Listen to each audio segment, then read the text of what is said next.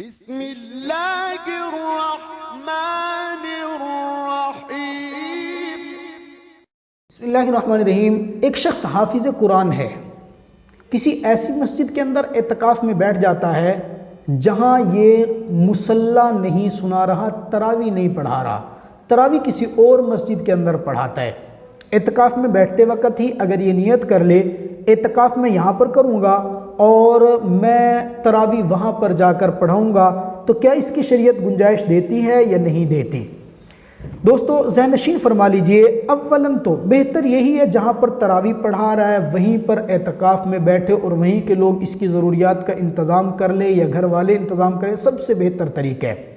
اگر ایسا نہیں بھی ہو پاتا، یہ کسی اور مسجد میں اعتکاف میں بیٹھ جاتا ہے، تو فتاوی دارالعلوم دیوبند اور فتاوی عالمگیری کے اندر یہ مسئلہ واضح طور پر موجود ہے کہ یہ نیت کر لے اور اس کے بعد یہ تراویح پڑھانے کے لیے اس دوسری مسجد میں جا سکتا ہے۔ اس میں بس خیال کر رکھے کہ تراویح پڑھانے کے لیے وہاں جائے، جیسے ہی فارغ ہو تو فوراً واپس اپنی اعتکاف کی جگہ کے اندر آ جائے۔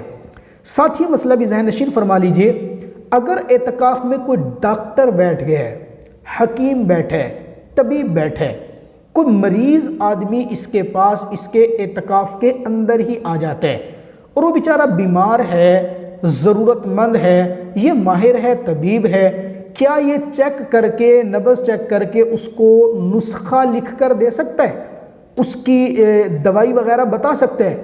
علماء فرماتے ہیں جی بالکل، یہ اس کے لیے نسخہ تجویز کر سکتا ہے، اس کی طبیعت کو دیکھ کر اس کو دوائی وغیرہ لکھ کر دے سکتا ہے۔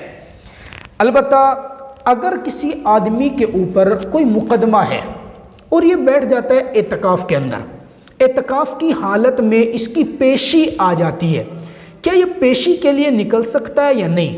ذہن نشین فرمائیے کہ اب پیشی کے لیے یہ نکلے گا تو اس کا اعتکاف فاسد ہو جائے گا، لیکن اگر نہ نکلا تو ادھر قانونی شکنجے میں ہی پھنس سکتا ہے۔ تو اس لیے علماء فرماتے ہیں جائے اپنا مقدمہ بھگتا لے، اعتکاف ٹوٹنے پر اس کو گناہ نہیں ہوگا، بعد میں یہ اسی ایک دن کی قضا کرے۔